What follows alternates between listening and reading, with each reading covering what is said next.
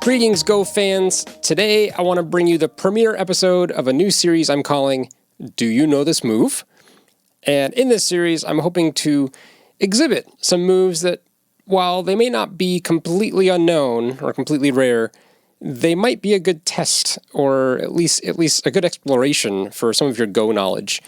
Because these are moves that I think are pretty interesting and are out there in the world and exist, and people are playing them, but maybe they're not the most common things. So I think we'll get a lot of good Go discussions and educational opportunities from sort of exploring some of these moves. And so today I want to show you a position and ask you, do you know this move? So here's the situation, and oh my gosh, the speaker's way too loud. Let's turn that down. And in this case, I'm going to have white do a far approach to a 4-3 corner. And we play this often, and this isn't the move, by the way. This is not the move. Do you know this move? It's coming up, don't worry. This is the move that white wants to play when white doesn't want to get pincered or attacked right away. And perhaps there's a lot of strong black positions around here, maybe on this side, or up here, or over here. Whatever it is, white doesn't want to get pincered or attacked. So we're going to approach the cornerstone with a little bit more space. And that's going to make sure that white hopefully can either jump out or make a base a little more easily and not feel immediate pressure. This isn't the type of approach you usually want to play, of course. Ideally, if you wanted to get the best result for white, you usually need to play here, or for us humans, we thought it was here for quite a while. But the robots do seem to have a preference for this. Furthermore, if there's a lot of black positions around, we can talk about this attachment. And I made a video about this not too long ago that you can also check out.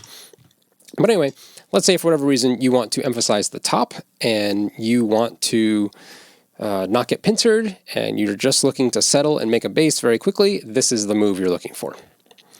The normal, most common response for black is this.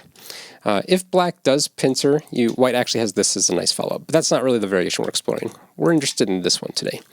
Because if we go back to about 2006, 2007, I was just trying to memorize a lot of Joseki. And Kogo's Joseki library, now you can find at Idogo, was great for this. It just had, I don't know how many thousands and thousands and thousands of variations.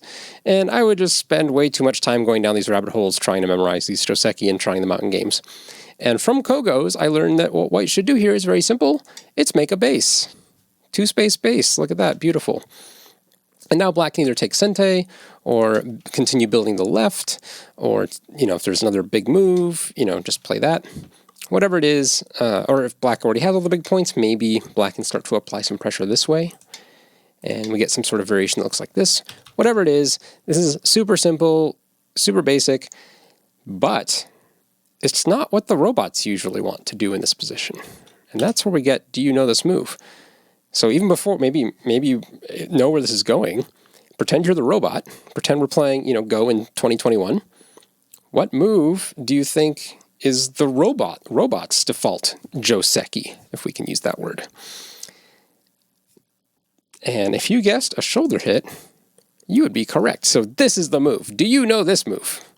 This one right here. This is a pretty cool move in the sense that while it makes sense to humans, and we've been playing this, I did do a little database check, and I found this move as early as played, I think it was around 1993.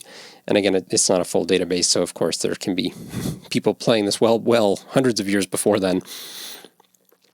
But I have it does appear. It's not that common though in human games, with less than 200 games being played, having this pattern in it that I found, well under 200 games. So not the super most common Joseki. Again, this variation far more common, or even this one more common.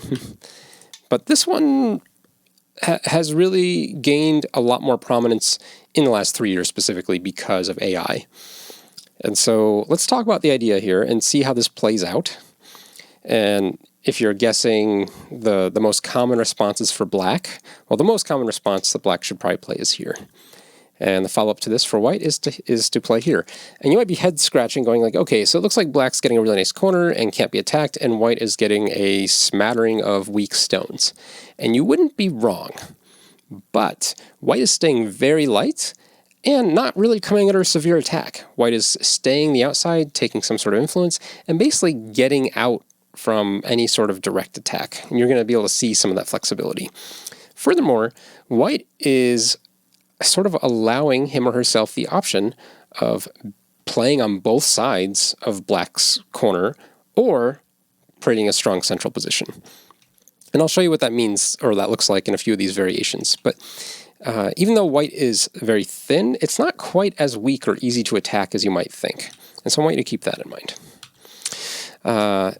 All the Q players out there, I'm going to rewind a little bit before I go further with that variation. Well, look at this. This is called an elephant jump, right? When you play a one-space diagonal jump. And you're sort of taught, I think, in Go that it's kind of a weak shape, but it's really not. Like, it has a weakness in it that you have to be very mindful of.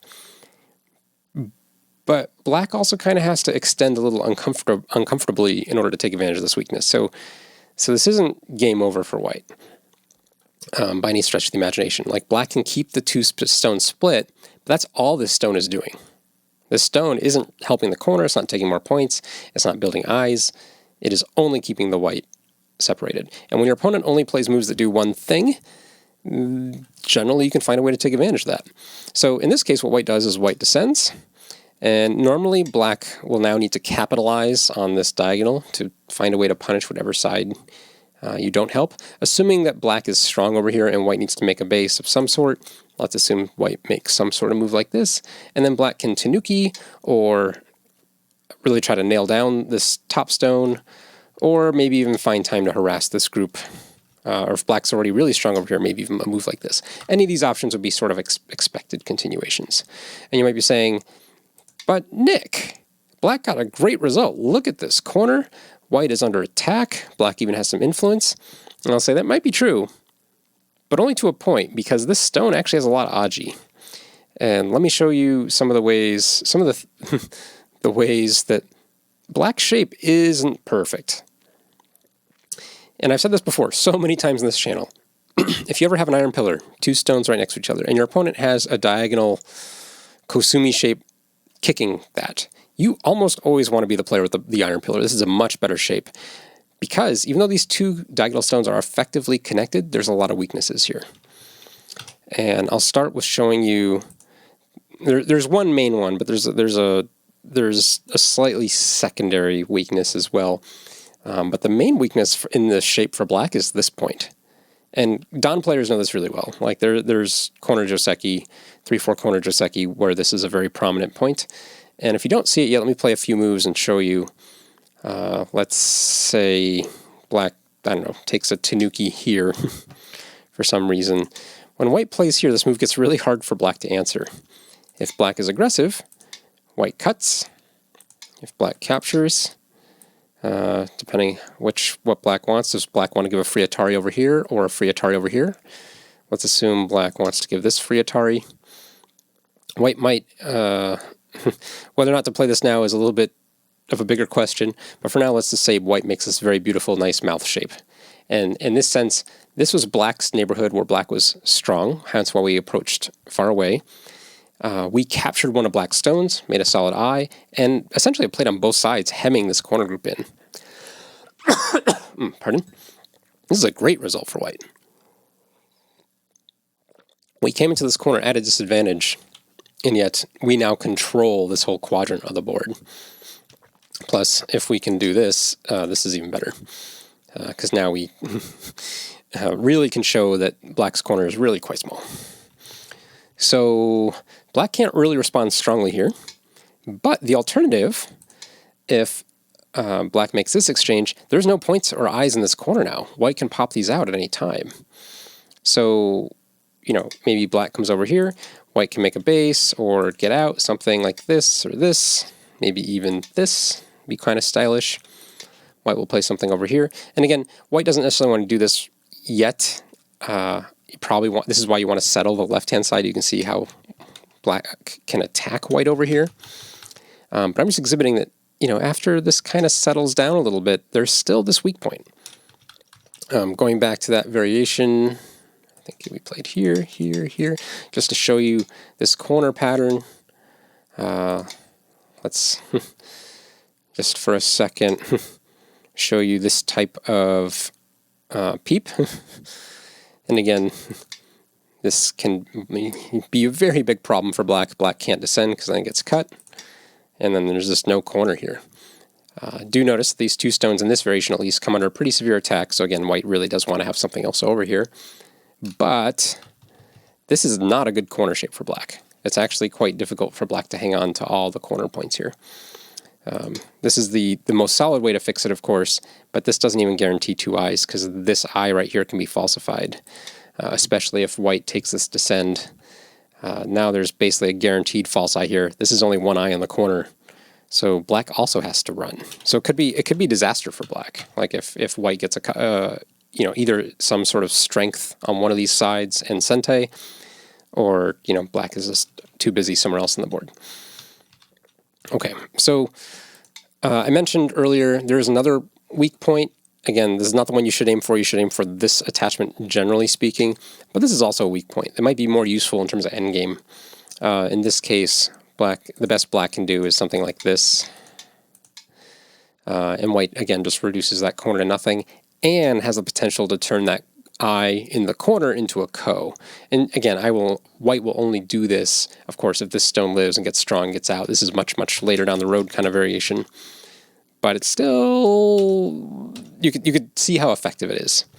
There are some times where black will just want the corner points in a very strong way. And so giving those corner points to black in this type of variation might not be as appealing to white if white already has a bunch of other friend stones out here and black just wants to live and settle. So in those cases, you might find that aiming at this weakness is very common. Or not common, but is fruitful. That's a word. Can I delete stones? Is that a thing I can do? Oh, I can. Okay. I want to show you, whoops, no, white. There is a very common pattern that looks like this. I don't know if there's a name for it. I'm sure there is. But basically when you have a stone that is one space approached on two sides, rotated 90 degrees, there's actually a weak point right there. That's what I'm really trying to show you. And so often if black is in this case and tries to separate the two white stones, white will often have a nice variation at this weak point. And you can see it plays out very similarly. White will either get a nice corner here, or if black tries to take the corner, well, black dies. It's a terrible idea, actually. Still death. Anyway, this is the weak point to take advantage of that shape. Okay, going back to our original hypothesis. So again, this is why black will have to take advantage, like if black does cut, black will have to take advantage of one side, and then you settle, and then black is still really kind of pressed to finish this at some point. Maybe not immediately, but it's a big, big, big move. Okay, going back even further. So if you saw how I'll say how bad black's shape was in the corner, you can now understand why black doesn't mind making this exchange. Even though this is just very few points, it does add more strength to the corner such that black can't be, that far counterattacked later on. And if black, wants to come through now we can come back and make the base. We can still aim at this D18 point. We can make a nice tiger's mouth over here. There's lots of things we can do. White is essentially going to get to play on both sides. There's even some occasions when you might just want to try to net, and you might be thinking, oh, this is going to be terrible, because black is going to get all these points. And I'm not sure if you play there or there, maybe just there in this case. And you wouldn't be wrong, but again, if black forces his way through this net, you're going to get a nice central thickness to utilize. So even that might be playable in some cases if this area of the board is really important for getting some strength. So again, this is the first installment of a series I hope you all come to love called Do You Know This Move? And man, I think that's a good one, because even though we're looking at the corner case here, not pun intended, this one space approach to a diagonal to a shoulder hit in the diagonal, that's actually a shape that can occur in other places on the board as well, especially when you're on the third line, where the shoulder hit can become very nice to use. So add this weapon to your arsenal. I'm suspecting, I know most of my viewers are Q players. Most of Q players are more comfortable playing 4-4 openings than 3-4 openings. And I know most Q players also aren't doing a 2-space approach rather than the 1-space jump or knight's move. So I know this is only affecting like a fraction of your current play for my target audience here in terms of, do you know this move? Like, have you seen this before? Like, there's so many right things that have to go just right in order to encounter this. But again, we're going to be doing a little bit of mind expanding here, trying to add some new repertoire to your portfolio. So there you go. Happy going. Leave a comment if you like this type of format, and I'll see you next time. Thanks. You can also leave a comment if you don't like this type of format. That's fine too. Okay, bye.